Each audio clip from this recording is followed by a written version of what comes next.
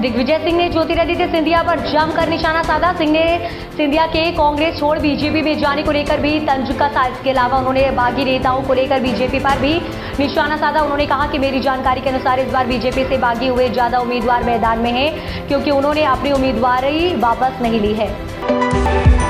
मध्य प्रदेश विधानसभा चुनाव की तस्वीर बदलने के लिए कांग्रेस को प्रियंका गांधी की जरूरत महसूस हो रही है। ऐसे में पार्टी ने राष्ट्रीय अध्यक्ष मल्लिकार्जुन खड़गे को उज्जैन में आम सभा के लिए भेजा जाना तय किया गया है। इस बार विधानसभा चुनाव में भारतीय जनता पार्टी और कांग्रेस के बीच कांटे की टक्कर बताई जा रही है। लोकसभा चुनाव से पहले अपना दल ने एक बार फिर जातीय जनगणना का मुद्दा उठा दिया है। अयोध्या पहुंची केंद्रीय मंत्री अनुप्रिया पटेल ने कहा कि देश में जातीय जनगणना होनी चाहिए। पार्टी संस्थापक सोनेलाल पटेल के योगदान को याद करते हुए उन्होंने कहा कि आज का दिन भविष्य की दिशा तय करने वाला है। मध्य प्रदेश विधानसभा चुनाव के लिए कांग्रेस प्रत्याशियों की एक तरफा घोषणा का विवाद गहराता जा रहा है। अखिलेश यादव की आपत्ति के बाद समाजवादी पार्टी ने उत्तर प्रदेश में मोर्चा खोल दिया है। कांग्रेस सपा के बीच रिश्तों में आई दरार का असर इंडिया गठबंधन पर देखा जा रहा है। अखिलेश यादव इन दिनों जोरों शोरों से पीडीए का राग अलाप रहे हैं। शिवसेना सांसद संजय राउत का कहना है कि इस देश का सबसे बड़ा ड्रग माफिया जो सांप का जहर बेचता है, जिसका इस्तेमाल रेव पार्टियों में किया जाता है, वह एल्विस यादव सीएम आवास पर आया था। उनका स्वागत किया गया है और भगवान गणपति की आरती की गई है। क्या महाराष्ट्र में हो रहे नशे के कारोबार के तार सरकार से जुड़े हैं?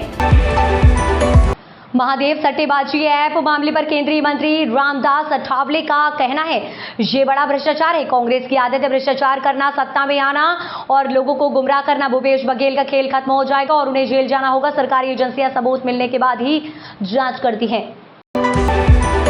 सीएम भूपेश बघेल ने कहा, बीजेपी मुझसे सबसे ज्यादा डरी हुई है और इसी वजह से वे मुझ पर आरोप लगाकर मुझे बदनाम करना चाहते हैं।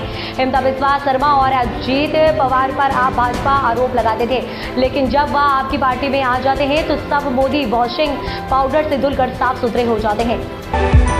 राजस्थान में विधानसभा चुनाव होने वाले हैं, जिसके लिए इन चुनावों में उतर रही सभी पार्टियां ने हर विधानसभा सीट के लिए अपने उम्मीदवारों के नाम का ऐलान कर दिया है। राजनीतिक पार्टियों का यही फैसला महीनों से टिकट की बाट जो हो रहे नेताओं के गले नहीं उतरा और उन्होंने अपनी पार्टी के खिलाफ जाते हुए बगावत का बिगुल फूंक दिया।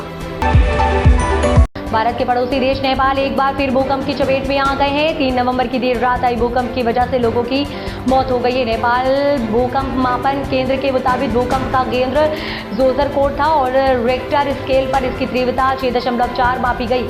इस बार भूकंप सबसे ज्यादा प्रभावित जोजरकोट और रुकुम जिला है। बीजेपी के दिग्गज नेता और पूर्व मुख्यमंत्री वसुंधरा राजे सिंधिया के मुख्यमंत्री का कैंडिडेट बनाने की मांग उनके समर्थन कर रहे हैं। ऐसे समय में वसुंधरा ने राजनीति छोड़ने के संकेत दिए हैं। झालावाड़ में एक चुनाव प्रचार में उनके बेटे दुष्यंत सिंह ने संबोधन किया। इससे वसुंधरा इतनी गदगद हुई कि अपने संबोधन के समय उन्होंने महत्वपूर्ण संकेत दे दिए। राजे ने कहा, मेरे बेटे की बात सुनने के बाद मुझे लगता है कि अब रिटायरमेंट ले लेना चाहिए।